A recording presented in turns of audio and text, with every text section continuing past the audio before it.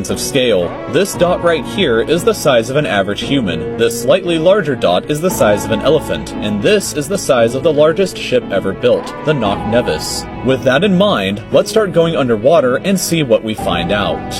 The first milestone is at 40 meters below the surface, which is the maximum depth allowed for recreational scuba diving. A little further down at 93 meters is where the wreck of the Lusitania was discovered, which is interesting because the Lusitania itself is 240 meters long, which means that it sank in water shallower than it is long, so if the ship was standing on its stern or bow, it would be sticking out of the water. Just slightly deeper than that, at 100 meters, is where diving can become seriously fatal if you're not careful because of decompression sickness. But that didn't stop a man named Herbert Nitsch to accomplish the free diving world record at a depth of 214 meters. This guy swam down to this level with just one single breath. But a little further down at 332 meters, we have the scuba diving world record, which was accomplished by another man named Ahmed Gabir. If he had swam down another 111 meters, then he would have reached the height of the Empire State Building if it was submerged underwater. And a little further than that, at 500 meters below the surface, we arrive at the maximum dive depth of blue whales, the largest creatures on the planet and also the limit of the US Seawolf class nuclear submarine.